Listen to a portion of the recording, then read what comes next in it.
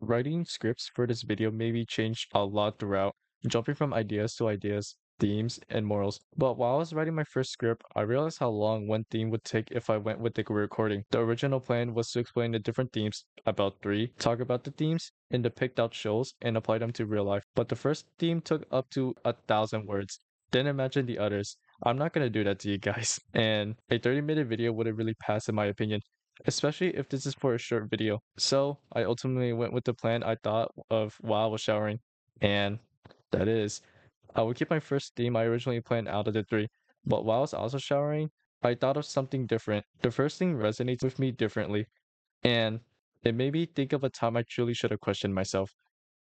In the summer of 2024, I went on a medical mission with a nonprofit organization to my home country in Vietnam. The mission was pretty straightforward.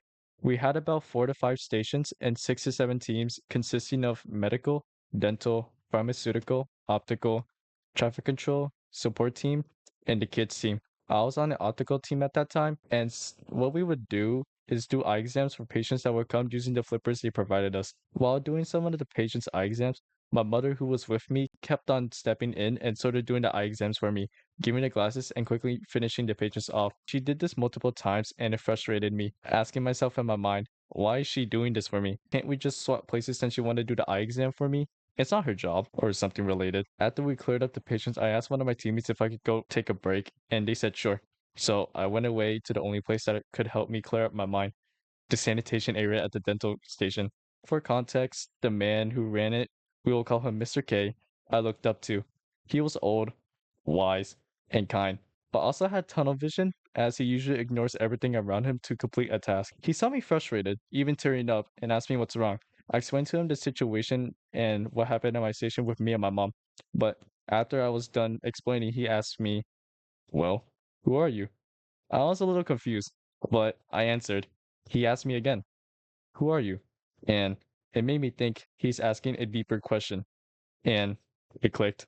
Now looking back, he asked me that question to comfort me, and it kind of worked. He distracted me from the frustration that I was feeling against my mom. But also, I realized that it's a question you don't really get asked often outside of introductions, job interviews, filling out personal information, placing orders, or asking ChatGPT during an icebreaker. So the theme of identity and camaraderie reminded me of this. It puts the characters through a challenge of internal conflict to find out who they are or learning to accept themselves. Looking back at this mission made me realize that a question like, who are you, isn't as often, and most people overlook that aspect. It's not just some simple, your name, your age, your favorite color, but it's more like what type of person you are. Are you an introvert, extrovert, a social butterfly, or antisocial? The question is obviously answered through habits of everyday life. A long term answer is where it takes time to build up to show who you truly are. You can't just straight up answer with something vague, and you can't answer with something in detail, otherwise, the other party would start snoring. But through a drastic change, some of the characters in the Kamen Rider franchise have gone through with this fact with their internal conflict. So, in this video, I want you, the viewer, to focus on the question of who are you? Are you ready? In the context of Kamen Rider Build, the story starts off with how things became this way. An astronaut brought back a relic from the planet Mars named Pandora's Box, home to Earth.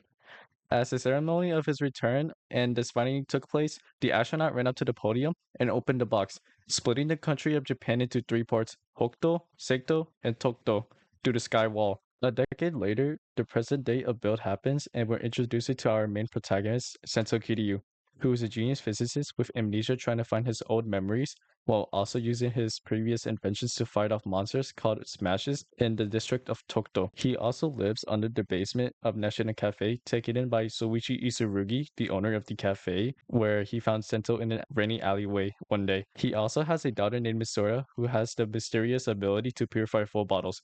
Power-ups Sento has made that are full of the essence of smashes he defeated after battles. In the first episode, he meets with a fugitive named Banjo Ryuga. After a few conflicting moments and finding out that he also has been experimented on and an amnesiac just like him, he decides to take him in as a companion.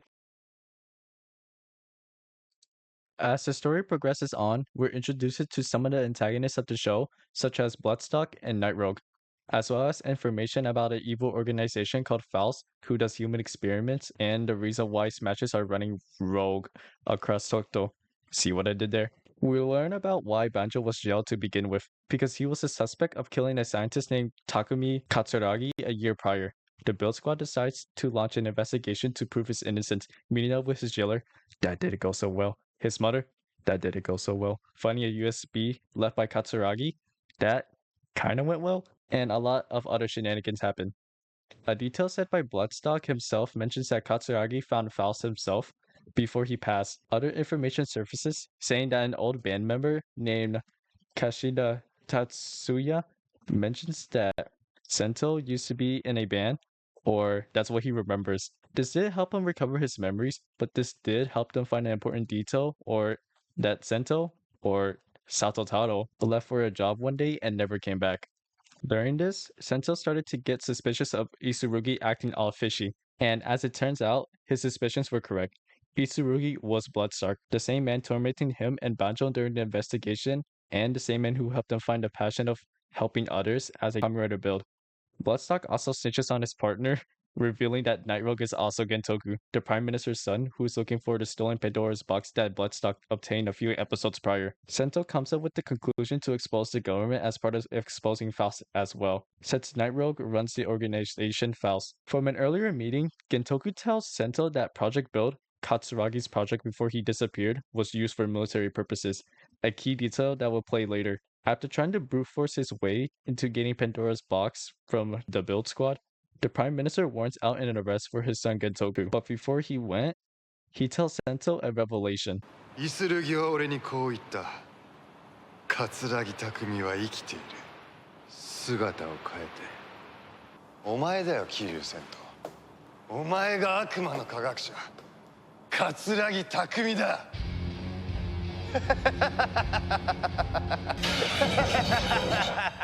Gentoku tells the truth about Katsuragi's murder and Bloodstock's ability.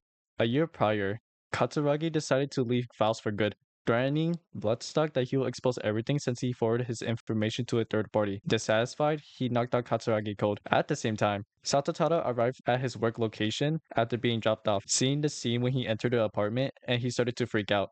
Bloodstock killed him and used his ability to swap people's faces, swapping Satotada's face with Katsuragi. After that, he called the police about a murder and pinned the blame on Banjo, who arrived right after. Bloodstock also erased Katsuragi's memories right before he was experimented on, leading up to the beginning of build. This whole revelation messes with Sento's mind, feeling guilty about the things he did as Katsuragi.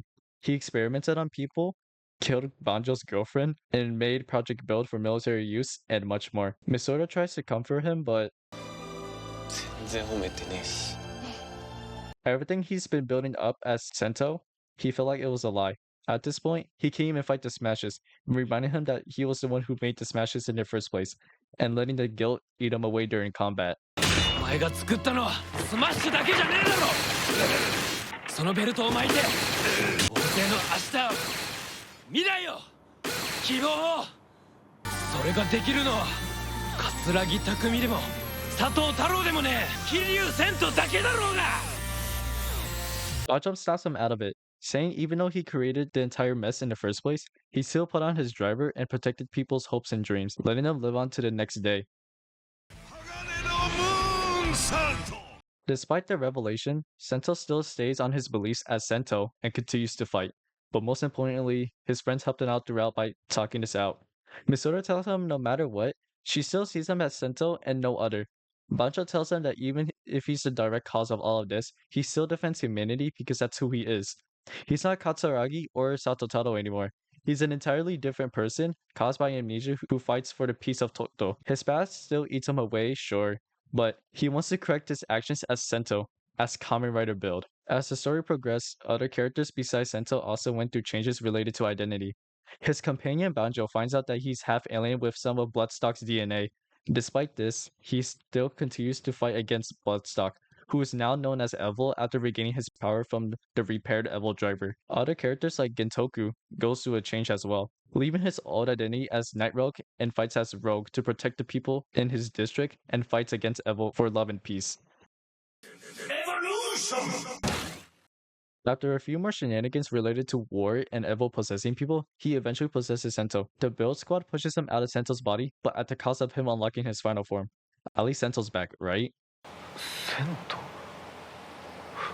誰のことだ俺は桂木匠だ As it turns out, Katsuragi's back in the body of Sento, having recovered his memories after the possession. He adjusts to the present events after a year. Well, sorta. He tells Gintoku that he made the rider system to specifically kill Evo, but instead, Gintoku wanted to use the rider system for military use. This went against Katsuragi's whole plan for the rider system, causing the country to fall apart. Even the guilt as Katsuragi still lingers on from the current events happening. All of the sacrifices from human experimentation seems all for nothing if Evo's this powerful. Despite this, Katsuragi decides to continue Sento's concurrent project, a cube made out of a panel from Pandora's box. After completion, Katsuragi tries to use the newly made Genius Bottle in combat against Utsumi, a spy turned loyalist to Evil and turning into Kamen Rider Mad Rogue. But ビルドアップ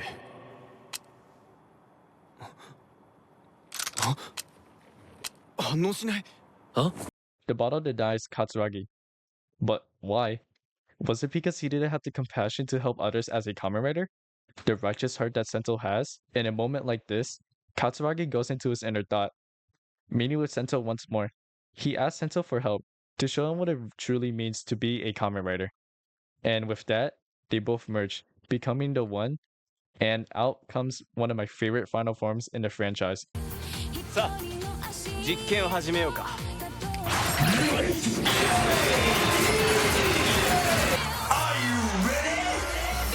変身勝利の法則は決まった I know, it's a little ugly. ビルドジーニアス Build as a story is a little more complex compared to the other seasons in the franchise.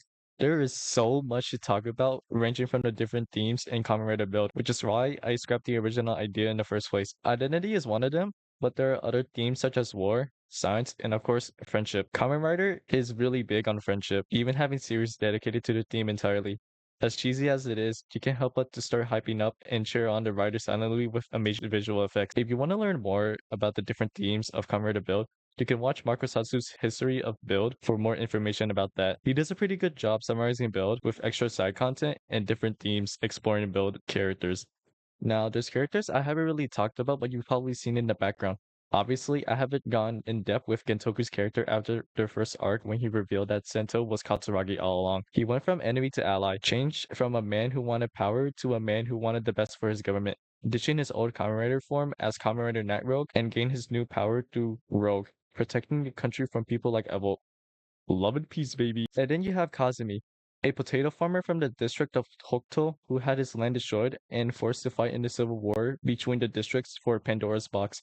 During the war, he loses all of his friends, the Hokuto trio, and farmland from the Skywall, but he still pushes forward and fights. As Kamen Rider agrees, even though he lost his closest companions, he convinces himself that it's necessary for the sake of his own power to grow. He's also a simp. 見たんだ Like Sento, you can always find a winning formula if you don't really know who you are. It's like changing careers, allowing yourself to explore who you are as a person and finding the passion as a whole. It's never too late to find yourself, and you shouldn't let the bad things get in your way in your life. The little things can be big things that open up new doors, or even purify your full bottles in life. So, find your best match, your own person. Maybe in the long run, it will benefit you. It might just be the one for you. And happy holiday!